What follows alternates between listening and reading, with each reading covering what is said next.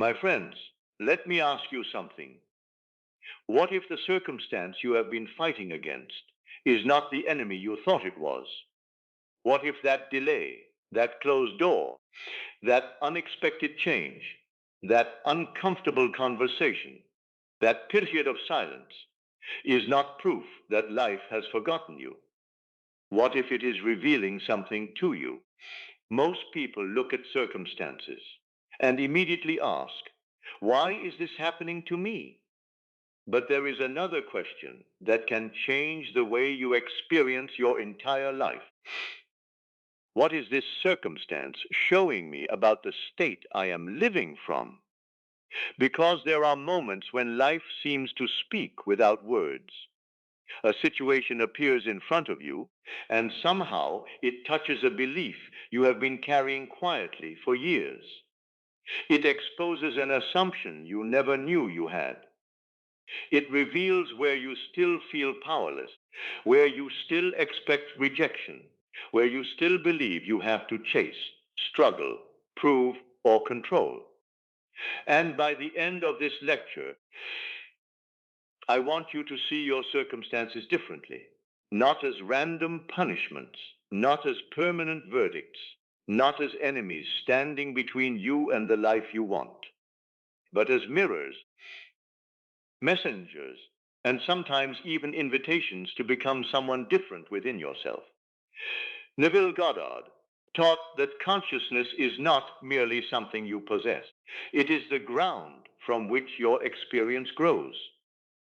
Your outer world is constantly responding to the inner position from which you are living. And once you understand that, something very strange begins to happen. You stop asking life to change first. You begin changing the place within you from which you are meeting life. There is a particular kind of pain that comes when your outer world does not resemble the picture you carry inside. You may have imagined things getting better. You may have believed you were entering a new chapter. You may have told yourself quietly, this time is going to be different. And then something happens. The person does not call. The opportunity disappears. The money does not arrive. The answer you were waiting for never comes. The relationship becomes uncertain. The plans change. And suddenly the old version of you wakes up. You begin checking. You begin worrying. You begin looking for signs. You begin asking other people what they think. You replay conversations. You imagine the worst. You start thinking, maybe I was wrong. And this is where most people lose themselves. Not because the circumstance is stronger than them, but because they allow the circumstance to decide who they are. Think about that carefully. A circumstance happens. Then you give it a meaning. Then that meaning creates an emotional reaction. Then the emotional reaction influences your thoughts. Those thoughts become expectations. And those expectations quietly become your identity. The original event may have lasted 5 minutes, but the identity you build around it can last 5 years. Someone rejects you once, and suddenly you become the person nobody chooses. You lose money once, and suddenly you become someone who can never get ahead. One relationship ends, and you decide, love never works for me. One opportunity disappears, and you conclude, things always fall apart at the last moment. The event was temporary. The assumption became permanent. And this is why the law of assumption is deeper than simply repeating positive statements. It is not about forcing yourself to smile while your mind is terrified. It is not about pretending that something painful did not happen. It is about understanding the relationship between consciousness and experience. Your circumstances can tell you what has been happening. They do not have to tell you what happens next. That distinction is everything. Imagine walking into a room filled with mirrors. If you look tired, the mirrors show a tired face. If you smile, the mirrors show a smile. Now imagine becoming angry with the mirror because you do not like what it shows. You shout at it. You touch the glass. You demand that the reflection change. But the mirror has no independent authority over your face. It is reflecting. Your circumstances are often like that. They reflect states of consciousness that have been occupied repeatedly. This does not mean you should blame yourself for everything that happens. Life is complex. Other people have their own choices. Unexpected events happen. There are things you cannot control, but you can control the inner position from which you meet those things. And that is where your freedom begins. Most people are constantly allowing the outer world to dictate the inner world. If the bank account looks low, they feel poor. If someone is distant, they feel unwanted. If the future looks uncertain, they feel unsafe. If progress is slow, they feel like failures. Their emotional state is always waiting for evidence. If I see it, I will believe it. But Neville's entire approach turns that relationship around. You begin within. You establish the state. You inhabit the identity. You allow the feeling of the fulfilled desire to become familiar. And then you stop demanding that the outside world immediately prove that you are right. That last part is where many people struggle. They imagine their desired life for a few minutes and then spend the rest of the day looking at circumstances to see whether it worked. They visualize being financially secure and then check their account with anxiety. They imagine being loved and then obsess over a person's messages. They imagine success and then panic when one video performs poorly. They imagine freedom and then become consumed by one temporary obstacle. The imagination says, "This is who I am becoming." The circumstances say, "Prove it." And they abandon their new state because the old evidence looks convincing. But consider the seed. You place a seed beneath the soil. For days you see nothing. Would you dig it up every morning to check whether it is growing? Of course not, because you understand something about growth. The absence of visible evidence does not mean the absence of movement. There are processes taking place beneath the surface that you cannot see. Your inner life can work in exactly the same way. You decide who you are. You begin thinking from that identity. You change the conversations you have with yourself. You stop rehearsing the old story.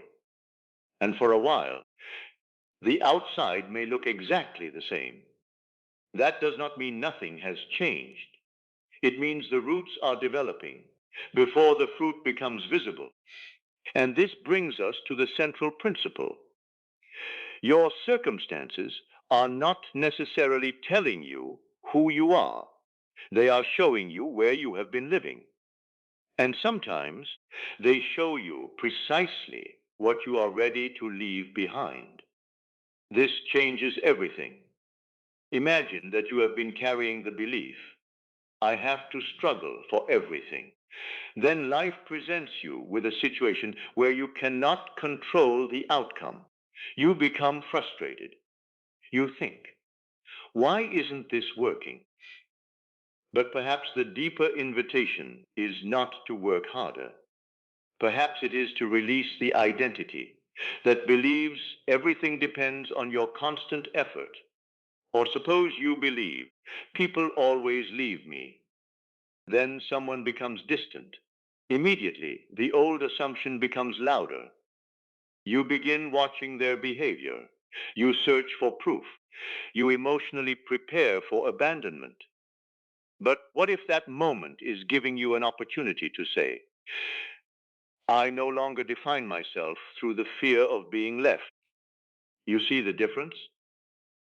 The circumstance has not necessarily changed yet, but your relationship with it has. And that is the beginning of transformation. There is something else you must understand. A circumstance can be real without being final. That is one of the most important distinctions you can make. If you are standing outside a closed door, the door is closed. You do not need to deny that. But you also do not need to conclude that there are no other doors. You can acknowledge what is happening without turning it into a prophecy. This is emotional maturity. You can say, "This is what I am experiencing right now," without saying, "This is what my life will always be." The first statement describes a moment. The second creates an identity. And identity is powerful because your mind naturally searches for experiences that confirm what it already believes. If you believe you are unlucky, you notice every inconvenience. If you believe people disrespect you, you remember every slight. If you believe opportunities never work out, you give enormous emotional weight to every disappointment. But when your identity changes, your attention changes. You begin seeing possibilities you previously ignored. You respond differently. You speak differently. You choose differently. You tolerate different things. You walk away from different things. You pursue different things. And eventually, your life begins to reflect those changes. This is where psychology and spiritual teaching meet. Your brain is constantly predicting. It is trying to determine what is safe, familiar, likely, and possible. When a new identity feels unfamiliar, the mind often tries to pull you back. You say, "I am confident." But an old memory says, "Remember what happened last time." You say, "I am worthy." But an old emotional pattern says, "Don't get your hopes up." You say, "Things can work out for me." But the nervous system remembers years of disappointment, so you feel resistance. Many people interpret that resistance as evidence that their new belief is false. But sometimes resistance simply means the new identity is unfamiliar. Think of walking through a forest and creating a new path. The old path is easy because you have walked it thousands of times. The new path is covered with leaves. At first, it feels unnatural. But every time you choose the new direction, it becomes easier. This is why repetition matters. Not mechanical repetition, not desperately saying the same sentence hundreds of times, but repeatedly returning to the same inner position. You notice the old thought. You do not panic. You do not argue with yourself for 20 minutes. You simply recognize it. That is the old story. And then you return. Return to what? To the person you have decided to be. If you want to be someone who is secure, begin thinking from security. If you want to be someone who is loved, stop rehearsing rejection. If you want to be someone who succeeds, stop making failure your identity. If you want peace, stop making every uncertainty a crisis. This does not mean ignoring practical action. It means action comes from identity instead of desperation. There is a massive difference between moving towards something because you believe it is possible and moving toward it because you are terrified that without constant effort, everything will collapse. The outer action may look similar. The inner experience is completely different. One comes from trust. The other comes from fear. And your inner conversations reveal which one you are living from. Listen to yourself during ordinary moments. What do you say when nobody is listening? When you make a mistake? What is the first sentence in your mind? When someone does not respond, what story begins? When money becomes tight, what do you tell yourself? When you see someone else succeeding, what do you say internally? These conversations are not insignificant. They are rehearsals. And whatever you repeatedly rehearse becomes emotionally familiar. So begin listening, not judging listening, because awareness is the beginning of choice. Perhaps you discover that you have been speaking to yourself in ways you would never speak to someone you love. You tell yourself, I'm behind. I always mess things up. Nothing works for me. Everyone else gets lucky. I'll believe it when I see it. And then you wonder why peace feels so far away. You cannot build a peaceful identity while constantly holding court against yourself. At some point, the inner argument has to end. This is why your circumstances can become teachers. A difficult situation reveals the sentence you have been repeating.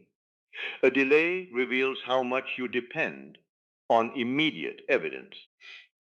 A rejection reveals whether you believe your worth can be taken away. Uncertainty reveals whether you trust yourself. Silence reveals whether you can remain internally stable without constant reassurance. The circumstance becomes a doorway, not because the pain itself is necessarily good, but because awareness can emerge from it. Think about a mountain. When you stand at the bottom, the mountain can look like an enormous obstacle, but as you climb, the same mountain becomes the path. The thing you thought was standing between you and the destination becomes the route by which you reach it. Sometimes your greatest frustration is pointing directly toward your next level of consciousness, not because you needed to suffer, but because you needed to see. You needed to see the assumption. You needed to see the fear. You needed to see the identity. And once you see it, you are no longer completely controlled by it. This is why you should be careful about saying, my circumstances are against me. That sentence gives circumstances enormous authority. Try another perspective. My circumstances are showing me what I am currently being invited to change. Now you have power. You are no longer fighting reality. You are learning from it. And there is a subtle difference between fighting and observing. When you fight a circumstance, your attention becomes glued to it. You constantly ask, when will this change? Observation creates space. You can see the situation clearly without becoming the situation. You can feel disappointment without becoming a disappointed person. You can experience uncertainty without becoming an uncertain identity. You can experience a setback without becoming a failure. This is emotional regulation at a deeper level. You are allowing the emotion to move through you without handing it the steering wheel. A wave can rise in the ocean without becoming the entire ocean. Fear can rise in you without becoming your identity. Sadness can visit without becoming your home. An anxious thought can appear without becoming a command. This is where consciousness becomes practical. You begin to realize that you do not have to believe every thought simply because it appeared in your mind. You can observe it. You can question it. And you can choose what deserves repetition. Now, think about your mornings. The first moments after waking are important because you have not yet completely entered the day's noise. Before checking messages, before consuming everyone else's opinions, before allowing the outside world to tell you what kind of day you are going to have, pause. Ask yourself, who am I today? Not, what do I have to fix today? Not, what could go wrong today? Who am I? Then remember the state you want to occupy. Maybe it is calm. Maybe it is confidence. Maybe it is abundance. Maybe it is love. Maybe it is the quiet certainty that your life is moving forward, even when you cannot see every step. You do not need to create a dramatic emotional experience. Simply become familiar with it. Imagine one small scene that would naturally occur if your desired life were already normal. Perhaps you are sitting somewhere peaceful. Perhaps someone you love is speaking to you warmly. Perhaps you are looking at your work and feeling proud. Perhaps you are opening your finances and feeling relieved. The scene does not need to be elaborate. What matters is the identity behind it. Who would you be if this were already true? How would you breathe? How would you respond to small inconveniences? How would you speak to yourself? That is where the practice becomes powerful. You are not merely imagining an event. You are rehearsing a self. And at night, before sleep, you can do something similar. Let the noise of the day become quiet. Do not spend those final moments reviewing everything that went wrong. Instead, return to the inner reality you have chosen. If something disappointing happened, you do not need to carry it into tomorrow. You can imagine the conversation differently. You can imagine yourself responding with confidence. You can imagine the problem resolved. You can imagine receiving the news you desire. You can imagine yourself already being the person who no longer lives from that old fear. You are not escaping reality. You are choosing which reality to continue rehearsing internally. And there is a beautiful freedom in that, because you may not control every event that enters your life, but you can become conscious of the state from which you meet every event. This is why imagination matters so much. Imagination is not merely fantasy. It is the place where you can practice being before circumstances have caught up. A sculptor sees the form before the stone reveals it. The finished shape exists first as an idea. Then the unnecessary material is removed. Your life can work similarly. You begin with an inner conception of yourself. Then, little by little, choices, habits, relationships, reactions, and opportunities begin aligning with that conception. You do not have to force the entire sculpture into existence in one afternoon. You simply keep removing what does not belong.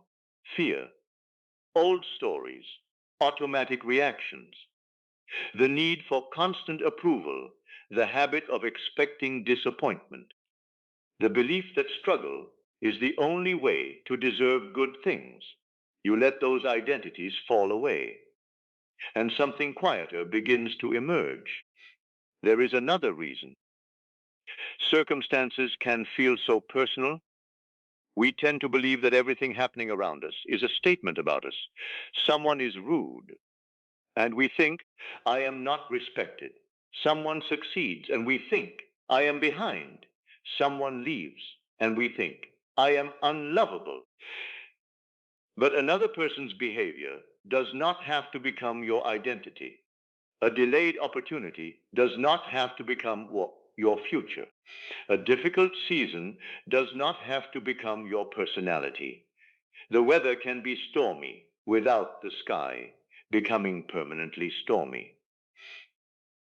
You are not required to turn every cloud into a conclusion. Sometimes you simply allow the weather to pass. And this is one of the deepest lessons of inner work. You do not need to react to every change in the outer world. A river does not stop flowing because it encounters a stone. It moves around it. It keeps its direction. That is what emotional stability can look like. not a life without obstacles, a consciousness that does not lose itself whenever an obstacle appears. You may have a difficult conversation. You breathe. You respond. You return to yourself. You may experience financial uncertainty. You take practical action. You return to yourself. You may not receive the answer you wanted. You feel what you feel. Then you return to yourself. Again and again, that returning is the practice. Eventually, the new state stops feeling like a performance. It becomes home. And when a state becomes home, your reactions begin changing naturally. You no longer have to convince yourself every morning that you are worthy. You simply stop entertaining the identity of someone who is unworthy. You no longer have to force yourself to believe that things can work out. You begin expecting solutions. You begin noticing possibilities. You begin moving differently. This is not magic in the childish sense.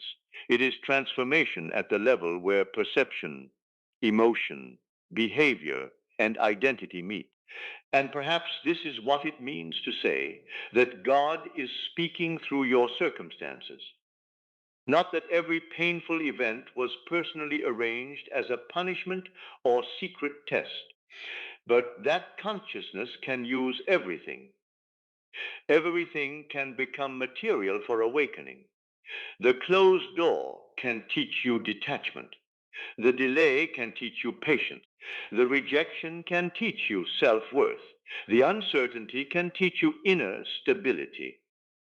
The silence can teach you to stop searching outside yourself for constant confirmation. And the unexpected opportunity can teach you that life can move in ways your mind could not predict. Sometimes the message is not, try harder. Sometimes it is, become different. Sometimes the message is not, find another strategy. It is, release the identity that believes you cannot have what you desire. Sometimes the answer is not another technique, it is peace. Imagine carrying a compass. You are walking through unfamiliar territory. You encounter a roadblock. The roadblock does not destroy the compass. It simply tells you that you may need to adjust your route. Your inner state is like that compass. Circumstances can change. People can change. Plans can change.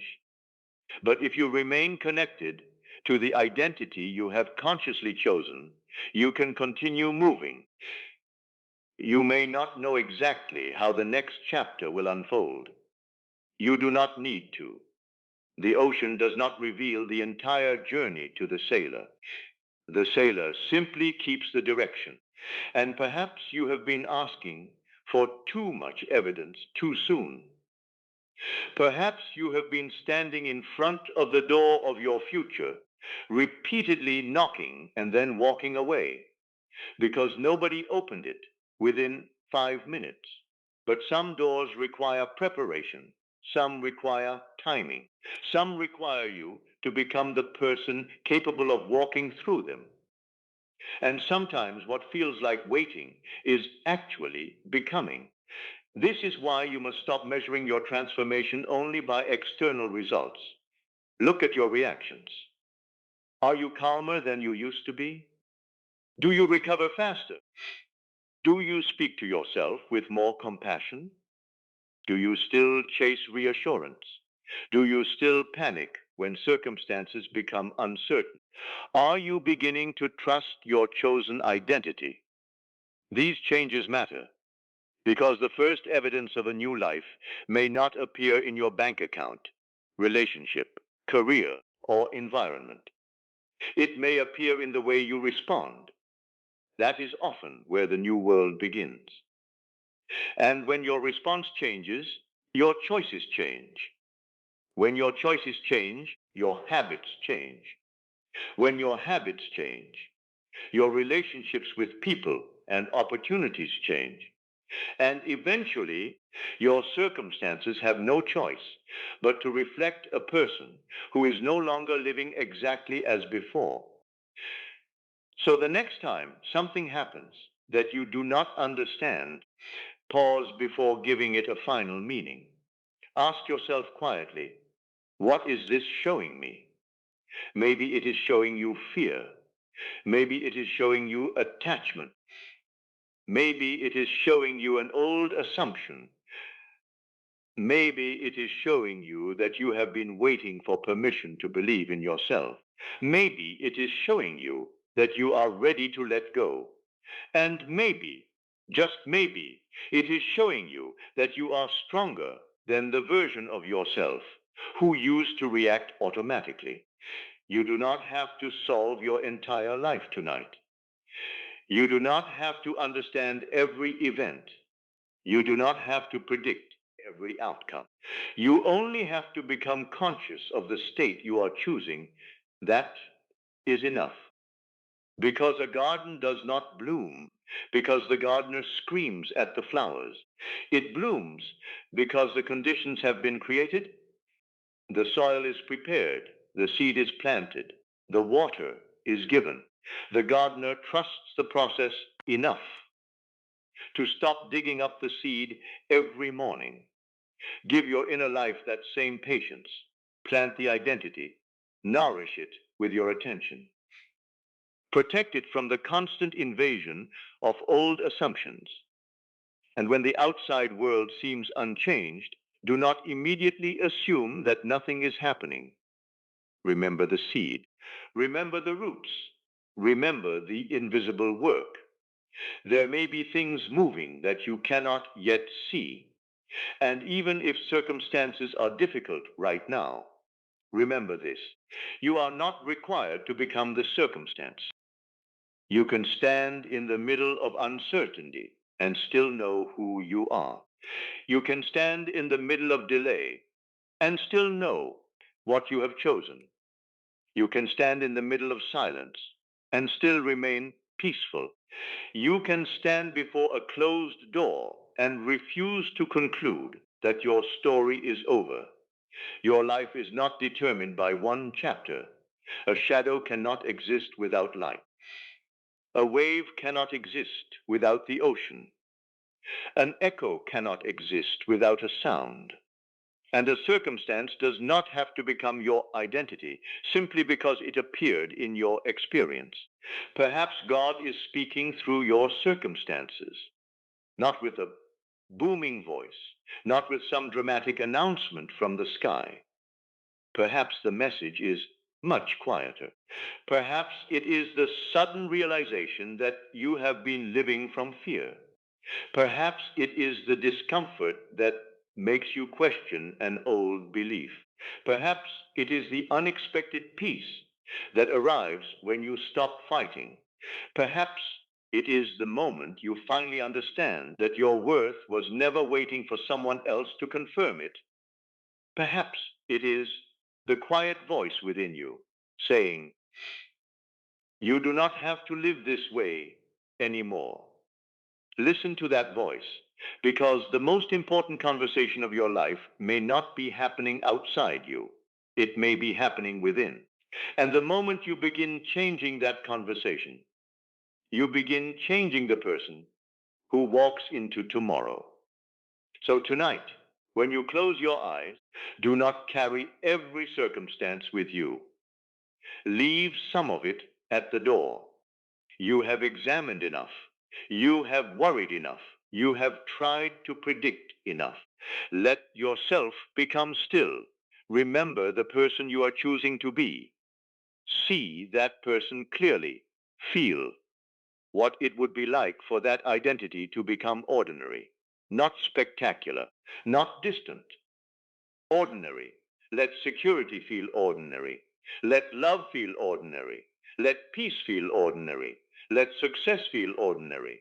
Let being valued feel ordinary.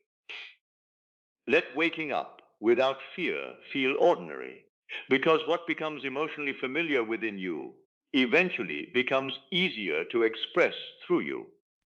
And tomorrow, when life presents you with another circumstance, remember what you have learned. Do not immediately ask, what does this mean about my future? Ask, who am I being in response to this? That question gives you back the steering wheel. You cannot always choose what knocks on your door, but you can choose who answers. You cannot control every wave, but you can learn how to remain steady in the ocean. You cannot see every root growing beneath the soil, but you can trust that invisible things can be real, and you cannot know every detail of how your life will unfold. You do not need to. You only need to remain faithful to the consciousness you have chosen, because circumstances are passing, states are passing, seasons are passing, but the consciousness with which you meet them is where your true power lives. So let the world speak. Let circumstances reveal what they reveal. Observe them, learn from them, but do not surrender your identity to them. Let them be mirrors without becoming your master. Let them be messages without becoming your destiny. And if today feels uncertain, remember that uncertainty is not the same thing as failure. If today feels slow, remember that slow is not the same thing as stopped. If today feels empty, remember that empty soil may still contain a seed. And if today feels like a closed door, remember that a closed door can be part of a journey without being the end of it. There is a deeper life waiting beneath the noise of constant reaction, a life where you no longer need every circumstance to reassure you, a life where your inner world becomes steady enough that the outer world no longer controls your sense of self. That is the freedom Neville pointed toward. Not simply getting everything you want, but discovering the consciousness from which you can live without constantly begging the world to tell you who you are. And perhaps that is the real message hidden inside your circumstances. Not look at what is happening to you, but look at who you are becoming. Because when you change the one who is experiencing the world itself begins to look different. And one day, you may look back at the very circumstance you once feared and realize it was not the end of your story. It was the moment you finally began listening, the moment you stopped fighting the mirror, the moment you stopped asking the shadow to lead you, the moment you stopped waiting for the world to give you permission to become who you already had the power to be. And you will understand that the voice you were searching for in the circumstances was never far away. It was within you all along. Sometimes God speaks through what happens, sometimes through what does not happen, sometimes through the door that closes, sometimes through the door that suddenly opens. But perhaps most of all, God speaks through the quiet transformation of the person, standing in the middle of it all. And when that person changes, everything begins to change with them. So walk forward gently. Do not rush. Do not panic. Do not abandon yourself because the evidence has not arrived yet. Hold the vision.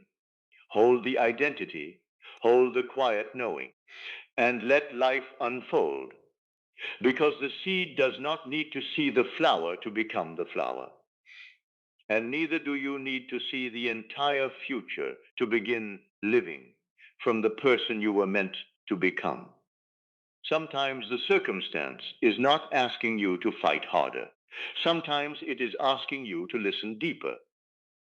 And when you finally listen, you may discover that what looked like a disruption was actually an invitation. What looked like a delay was actually preparation. And what looked like an ending was quietly becoming the beginning of a life you had not yet learned to imagine.